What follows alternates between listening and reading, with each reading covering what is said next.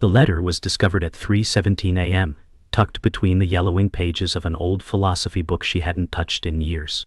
Sarah's fingers trembled as they unfolded it. The ink faded, but the message sharp. I never died. I chose peace instead. Forgive me. Her father's handwriting. The same man she buried 12 years ago.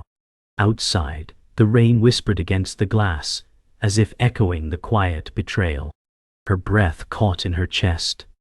Was he alive? Had he walked away from them, from her, all this time? The ground beneath her emotional world shattered. Every childhood memory, every moment of grief, all twisted by that single revelation. The silence in her small Brooklyn apartment was suddenly deafening. Sarah whispered, "Why now?" But no one answered. The letter trembled in her hands, a ghost resurrected in ink. Her tears were not from grief this time, but disbelief. Raw, agonizing disbelief. The apartment that once felt like home now became a shrine of questions. Sarah paced from room to room, the letter clutched tight. Every object screamed of her father's absence.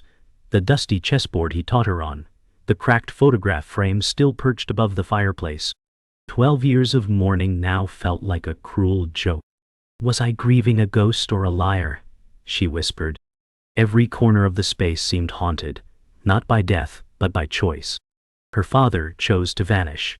She replayed every tear, every sleepless night beside his tombstone, now reduced to shadows of a false goodbye. The apartment, once her safe space, now echoed with betrayal. Her breath grew shallow. The past hadn't returned. It had never left. It had been hiding in plain sight. She collapsed into her father's old armchair, the leather cracked, the scent faintly familiar, as if the chair remembered the man who'd abandoned them all. Sarah didn't sleep. The letter lay beside her on the armrest, as if it pulsed with secrets. She stared into space, jaw clenched, the morning sun creeping in unnoticed. The memories were uncontrollable now, her father's laugh echoing in the hallway, the scent of his cologne after a long day, the silence after he was gone. What kind of man fakes his death to choose peace? Her body was frozen, but her mind raced. She felt betrayed, not just as a daughter, but as a soul who had built her grief like a cathedral, now desecrated. She could still see the funeral in flashes. She had cried on his chest, hadn't she? Hadn't she touched his lifeless hand? Or did her pain blind her into believing? Her thoughts coiled tighter and tighter, and she finally stood. If he's alive, she said aloud, I will find him. He owes me everything. In a wooden box beneath her bed, Sarah retrieved the last photograph ever taken with her father. A picnic in Prospect Park. She was 11. He held her on his lap, both grinning, unaware it would be their final snapshot together. But now, was it a lie too? Did he already know he'd leave? Her eyes locked on his face in the photo. The man she loved had become a question mark. Behind that smile, secrets. She studied his eyes for clues, searching for guilt, hints, anything. Her mother had burned most of his belongings after the funeral, but this photo survived. Maybe because she needed to believe in something. Maybe because, even in betrayal, we still want pieces of love to remain intact. She folded the photo gently and slipped it in her coat pocket. If she was going to chase a ghost, she would carry his last smile with her, even if it was a lie. She left the apartment without a plan, just a backpack, and her father's letter folded tightly in her coat. The city was waking up. Indifferent, bustling, alive. But Sarah moved like a shadow, avoiding eye contact, her feet unsure of destination. Her grief was no longer buried. It was burning, demanding answers. She stepped into the subway station as a train roared past, her hair blown back by its force. Somewhere in this vast city, her father lived. Or had lived. She would find every trail, chase every lead, knock on every door if she had to. Her hands shook, not from fear, but from the rising fire of purpose. She was no longer grieving. She was searching. And beneath that search was a soul torn between fury and love. And something deeper still, a craving for peace. The kind he ran toward. The kind she would now confront. The subway rattled beneath Sarah's feet as she sat with her head bowed, the letter clenched in her lap. Around her the morning crowd buzzed with motion, coffee in hand, earbuds in, eyes glazed by routine. But Sarah's world was cracked open. The ache in her chest had a name now: abandonment. She stared at her reflection in the train window, pale, sunken-eyed, and unfamiliar. Was this what a daughter of disappearance looked like? She thought of the nights she waited at the kitchen table for a man who was already gone, the way her mother's silence became a second father. She thought she had buried this hurt, but the hurt had roots, and now they were growing wild. She closed her eyes. "I don't want revenge," she whispered to herself. "I just want the truth." The train screeched into another station. She didn't get off. She wasn't running from her pain anymore. She was following it.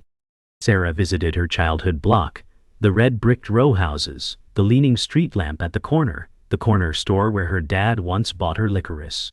Everything was smaller now, like the memories had grown too big to fit back in. Her feet dragged on familiar pavement, each step a pull through emotional tar. She stopped in front of the stoop where he used to sit, laughing, telling stories, drinking cheap coffee in that chipped blue mug. She could almost see him there. Almost. "Why didn't you say goodbye?" she asked the empty step. Her voice cracked. Wind rustled the trees above. No answer. Just silence, and the scent of old brick. But her body remembered. The warmth of his hug, the scratch of his beard against her cheek. Her mind screamed betrayal, but her heart still clung to the man who used to carry her on his shoulders, like she could reach the moon. Inside the corner store, the same elderly man stood behind the counter. Older now, slower, but still familiar. He squinted as Sarah approached. "You're Frank's girl, ain't you?" he said. Sarah's breath caught. "Was," she replied. The man tilted his head. "He came by a few months ago. Quiet. Said he was passing through. Bought licorice, same as always." The world tilted. "You're sure?" she asked. He nodded. Didn't say much. Looked like a man carrying ghosts. Sarah gripped the counter. Her father had been here. Alive. Recently. Thought hit her like a wave. Not just the lie, but the proximity of it. He hadn't vanished into some mythical distance. He was nearby. Flesh and breath. The storekeeper handed her a small bag. "On the house. He always said you liked the red ones best." Her eyes welled up. Memory and reality collided. The past wasn't past. It was just hidden. That night, Sarah sat in her childhood bedroom, untouched since her teenage years. Posters curling off the walls. A faded journal peeking from under the bed. She picked it up and flipped through pages filled with anger, poems, and desperate questions written to no one. To him. One entry stopped her cold. Maybe if I had been better he would have stayed. She pressed the page to her chest. That was the lie grief had planted, that she was to blame. But now she knew. He left by choice. Not because of her. Not because she wasn't enough. That realization cracked something open. Not hate, but clarity. Her tears came soft this time. Not sharp. Tight. Not burning. Just release. She curled under the old comforter, the letter and journal beside her. For the first time in years, she let herself rest in the truth, no matter how broken it was. She dreamt of her father that night. Not as the man who left, but the one who once spun her in the air, kissed her forehead, and called her champ. In the dream, they sat by a river, barefoot, silent. He looked older, real-time older, with silver in his beard and sorrow in his eyes. "You always deserved the truth," he said. "But I was too much of a coward to give it." Sarah reached out, but her hand passed through him like mist. She woke with a gasp, breath heavy, heart pounding. Was it just a dream, or something more? A soul calling to be forgiven? The letter lay on the nightstand beside her, its weight unchanged, but its meaning deeper. She rose and whispered, "I'm not letting you disappear again." The morning sun bled into the room. She was no longer chasing closure. She was demanding it. Sarah sat across from her mother in a quiet cafe near the river, her hands wrapped around a cup she hadn't touched. The air was heavy, like the space between them hadn't been filled in years. "Why didn't you tell me?"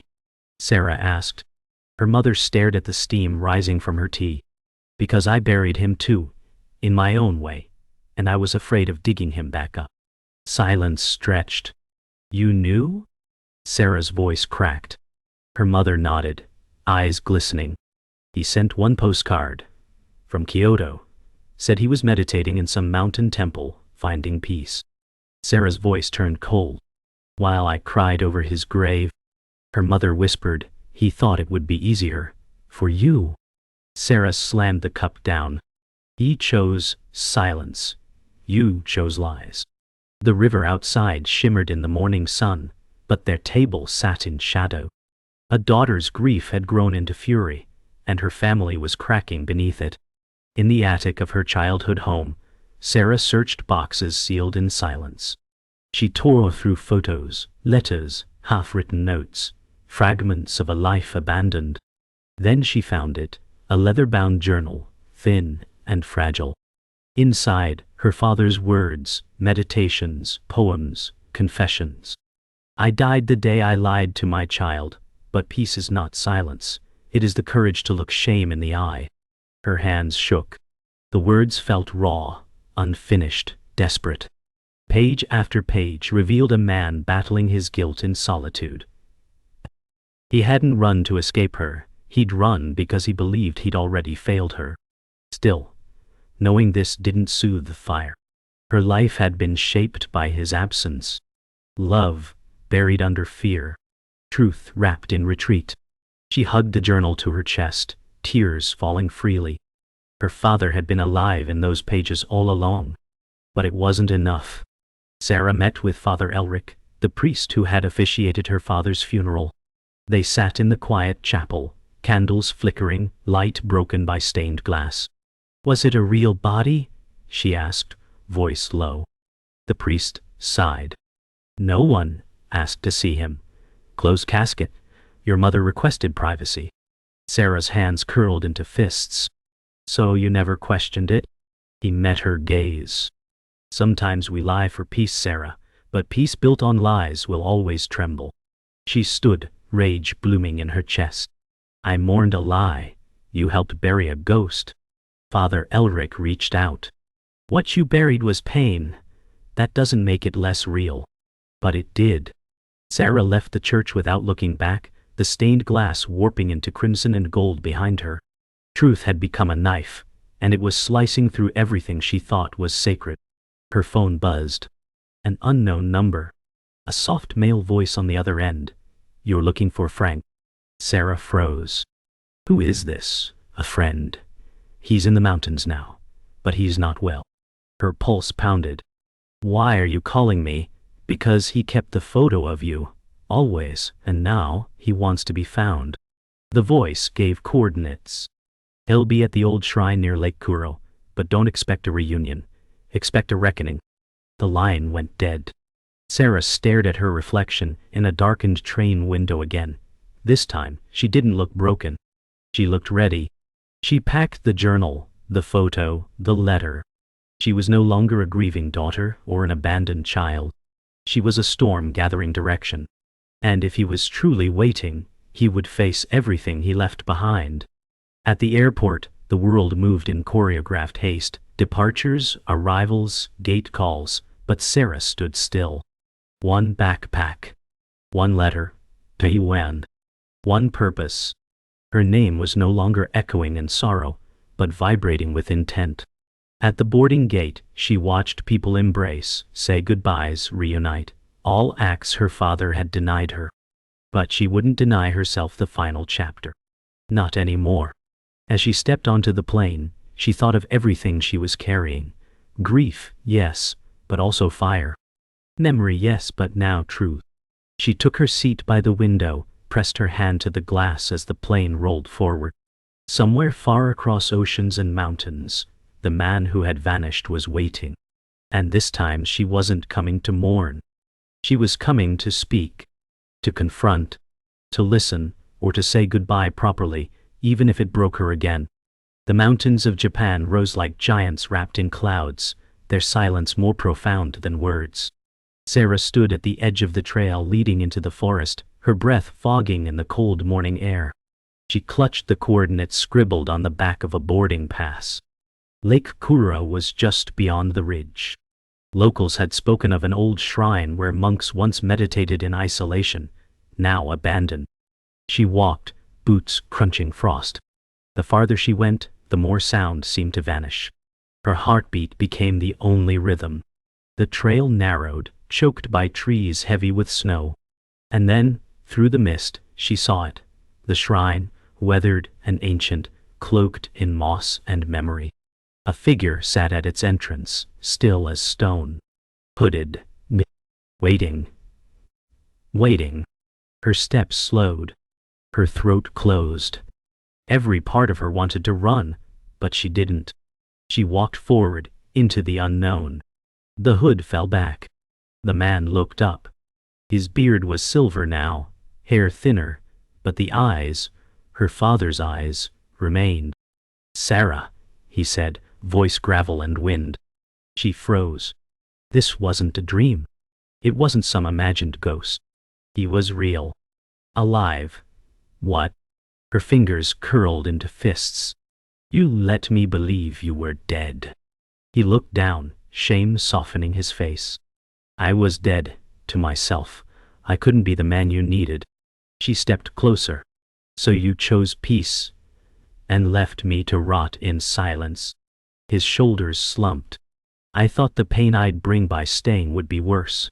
Her voice cracked. "You took my childhood, my faith, my name." A pause. Then, "And you still think running made you wise?" The wind stirred, carrying the scent of snow and old incense. He didn't answer, because the answer would never be enough. Inside the shrine, the fire crackled low. They sat across from each other, the journal between them. "I read everything," Sarah said. "Every word you wrote while I wept at your grave." He nodded. "I wrote because I couldn't face you, cowardice dressed as reflection." She shook her head. "You weren't searching for peace. You were hiding inside it."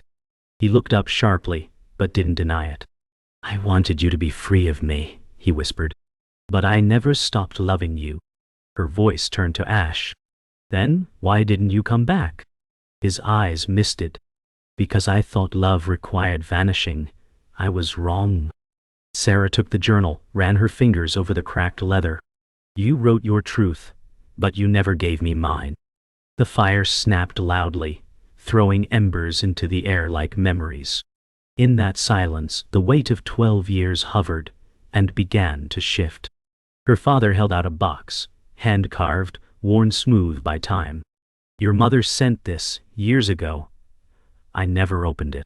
Sarah took it slowly, heart pounding.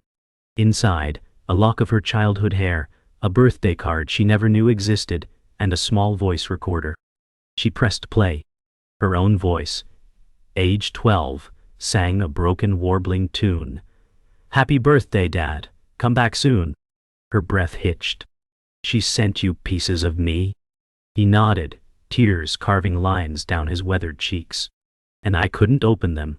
I was too afraid of what I lost." Sarah whispered, "But you had it. You had me, even in your absence." He placed a trembling hand on hers. "I wanted to forget myself, but I never forgot you." Her tears came again, softer this time.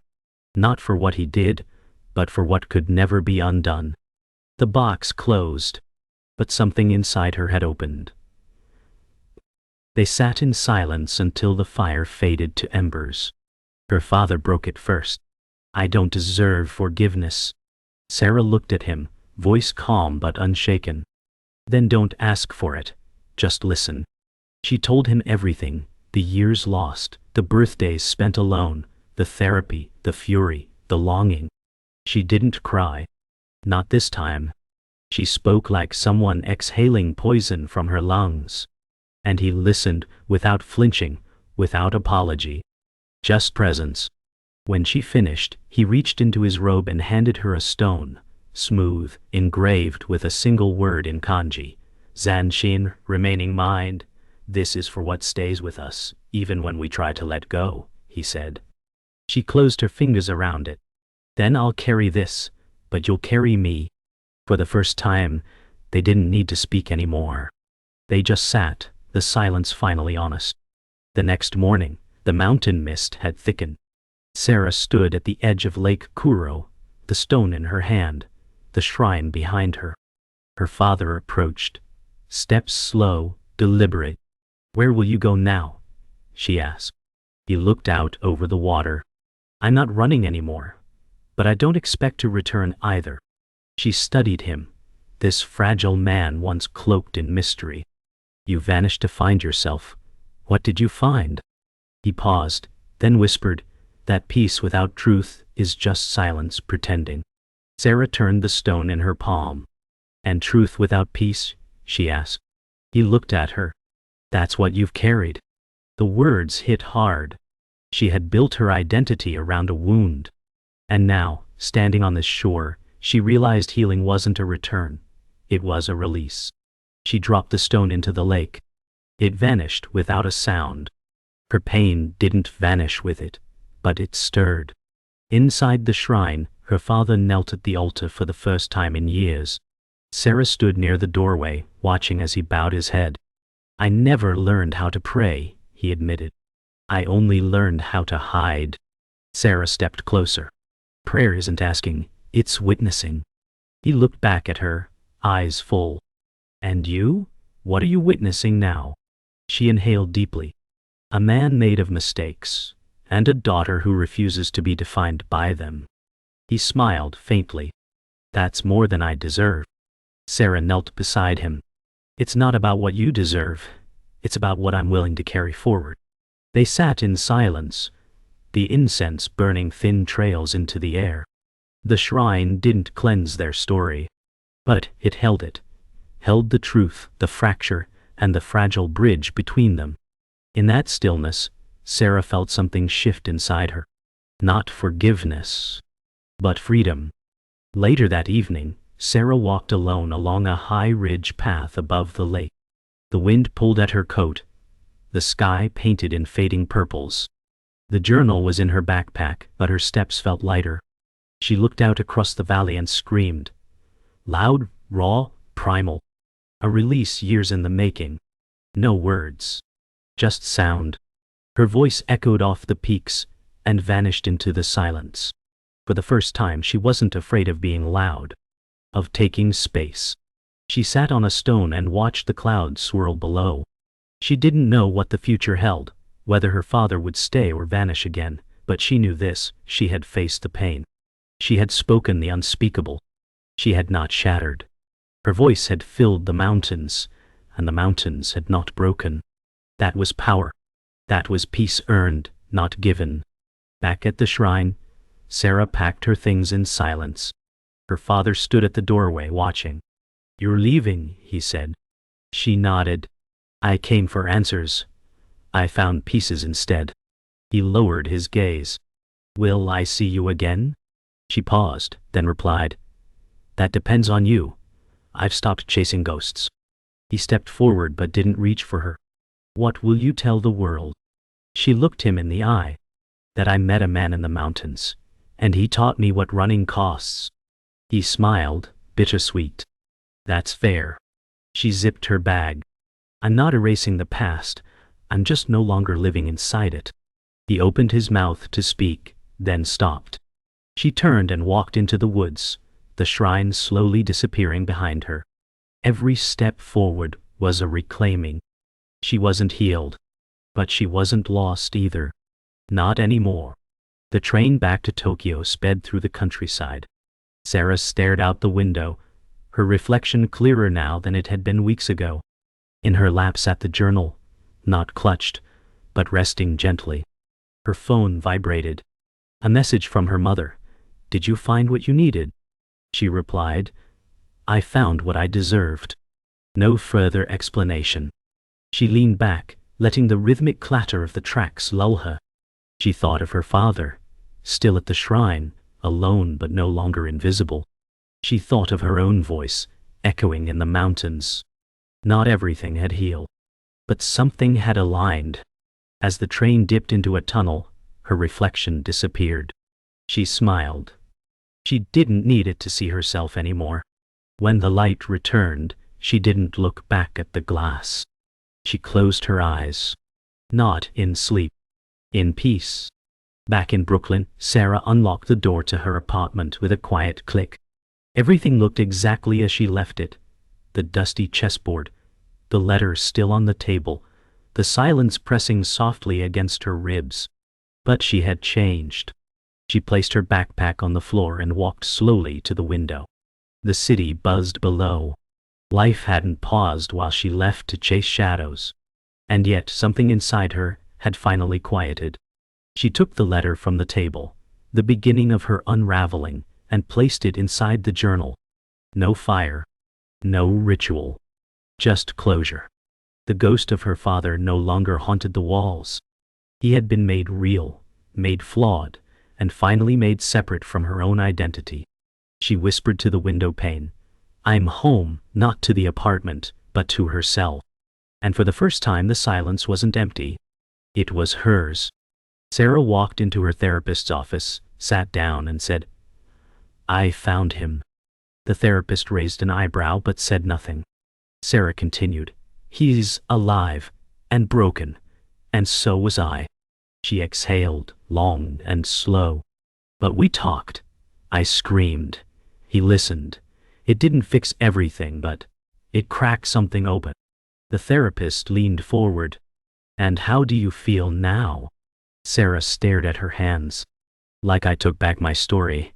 Like I'm no longer the daughter of disappearance. I'm just me." A pause.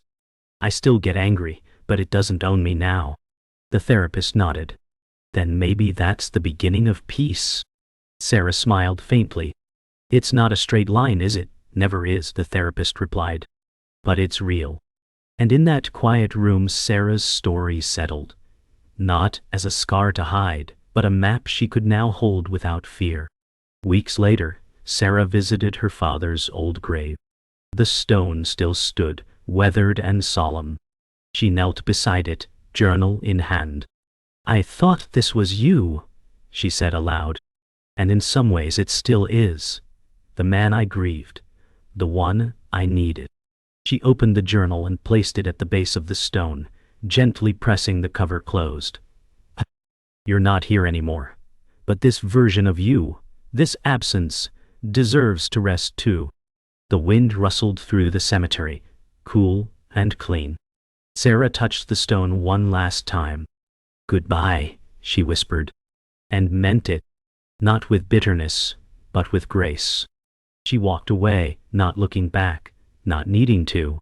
Her father's second death wasn't tragic, it was honest. This was the chapter she'd write herself.